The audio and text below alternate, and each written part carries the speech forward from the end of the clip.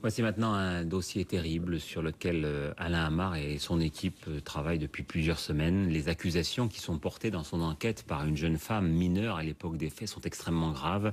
On a même peine à les croire pour certaines d'entre elles, mais c'est sa parole. Les noms qu'elle cite ont été recouverts d'un bip pour ne pas atteindre à la présomption d'innocence. Véronique a 20 ans. Depuis l'âge de 5 ans, elle a vécu l'enfer. Violée, prostituée par ses parents qu'elle a dénoncés et qui attendent de comparaître devant la cour d'assises, elle est parvenue à échapper à ceux qu'elle désigne comme ses bourreaux. Son histoire n'est pas ordinaire et peut même paraître inventée. Toutefois, s'il est légitime de douter, ce que nous a dit et répété spontanément cette jeune femme a de quoi révolter. En particulier, lorsqu'elle affirme, malgré les menaces qui pèsent, dit-elle, sur elle, avoir fréquenté une secte satanique, les martinistes, avoir subi des tortures et torturé elle-même. On se fait battre, on se fait mettre des objets dans les orifices, on se fait... Il y a des fois des sacrifices d'enfants pour rendre grâce à Satan. Il y a beaucoup de choses comme ça. On tue un animal, on nous verse le sang sur la tête et le reste dans une coupole qu'on met sur l'autel. Et donc en fait, vos parents, comme tous les parents de ces enfants dont vous nous parlez, vendaient leurs enfants. Exactement, puisque ça rapporte un certain pourcentage d'argent, puisqu'un enfant qui a moins de 8 ans vaut 22 000 francs. D'où viennent-ils, ces enfants? Les enfants qui sont sacrifiés ne sont pas déclarés ou sont des enfants étrangers. Notamment quand j'étais sur Agen, c'était des enfants, c'était des petits Africains, ils étaient noirs. Sur Jalais, j'en ai vu aussi, sur Nanterre aussi, mais c'était des petits blancs, des Français, mais c'est des enfants nés de viol. Des enfants nés de viol? Oui, qui n'avaient pas été déclarés, des accouchements et qui ont été faits chez les parents, dans des conditions abominables. Et donc, dans la mesure où ils n'étaient pas déclarés, ils étaient sacrifiés? Voilà. Non seulement vous faisiez partie donc de la secte, mais vous avez participé à ce rituel? Oui.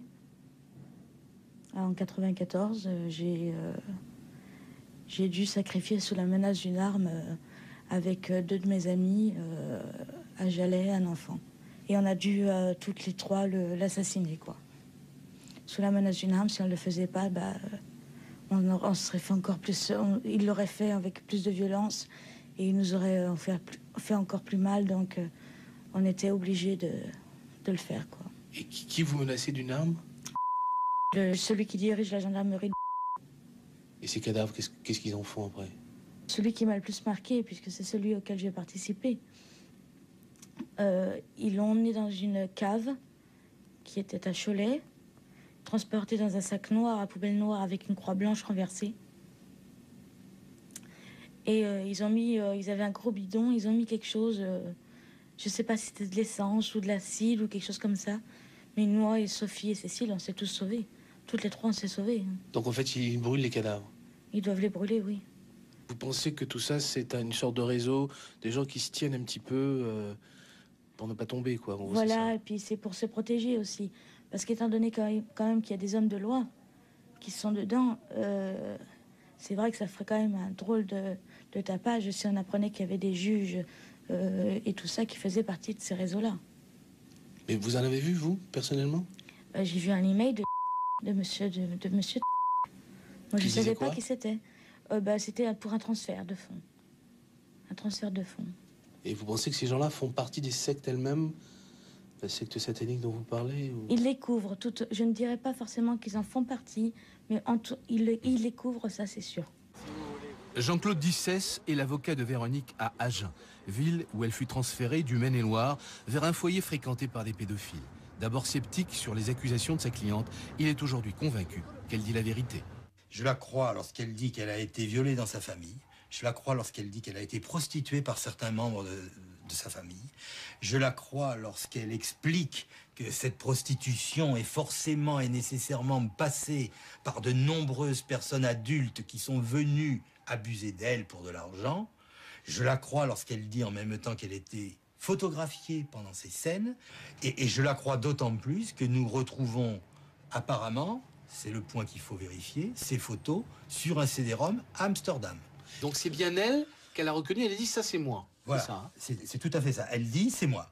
Elle le dit devant un inspecteur de police et en même temps qu'elle s'identifie, elle identifie 5 de ses copains et copines d'enfance.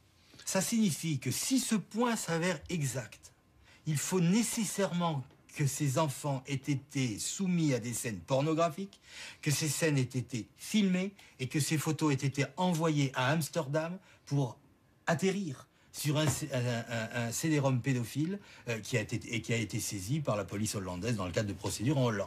Et donc ça nécessite forcément qu'il y ait une organisation qui prend des photos, qui les diffuse. Et donc ça veut dire qu'il y a une organisation et qu'il y a un réseau.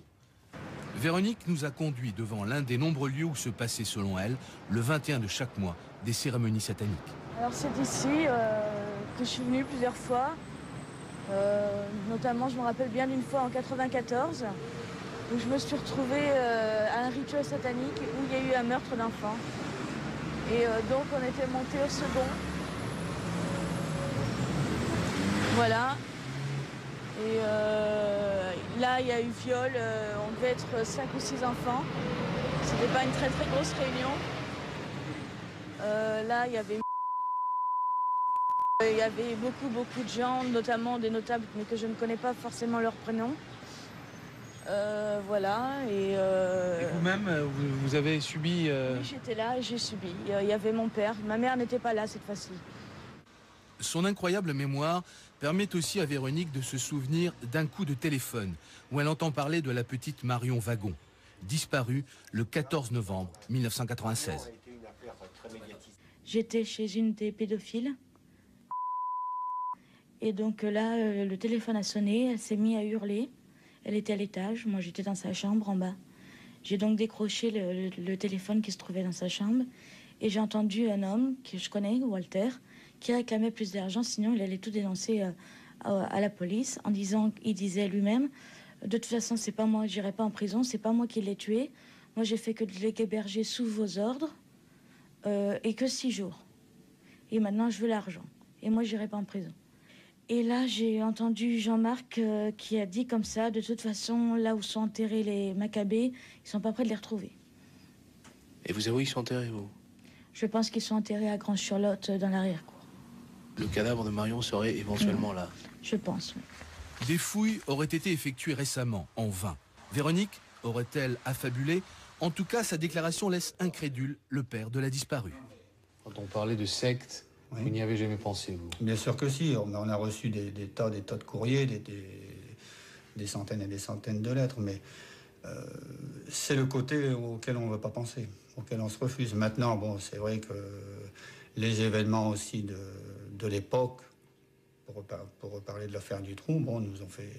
On se dit, bon, ça n'arrive qu'en Belgique, mais en fin de compte, ça peut se passer en France. Mais c'est le côté auquel on ne pense pas, nous. Un ancien commandant de gendarmerie, à l'époque chargé de l'affaire Marion, se souvient du coup de téléphone dont parle Véronique. On n'a pas été capable de savoir d'où venait l'appel, et l'appel arrivait chez un particulier. Nous n'avons pas été capables de remonter l'appel, donc on ne sait pas qui l'a passé. C'est vrai que j'ai entendu dire qu'il y avait une jeune fille qui avait fait des dépositions, mais je ne les connais pas parce que je ne suis plus actuellement dans la gendarmerie.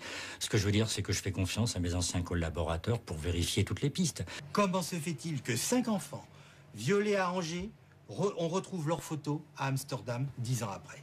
Voilà la question. Et cette question-là, vous comprenez bien qu'elle est trop grave pour qu'on puisse s'amuser à ne pas la poser. C'est très dur, ça revient dans les cauchemars toutes les nuits. Chaque seconde, quand un enfant crie ou un enfant pleure. Mais dans la rue, à n'importe quel moment, quand on voit un enfant, on se dit peut-être que maintenant il sera aussi grand que celui-là. Police et justice ont pris les déclarations de Véronique au sérieux et sa telle, elle est vérifiée, une par une, aussi invraisemblable qu'elles paraissent. De ces vérifications dépend peut-être l'éradication de certains réseaux pédophiles et criminels. Accusation gravissime, donc la gendarmerie et la justice s'emploient maintenant à vérifier.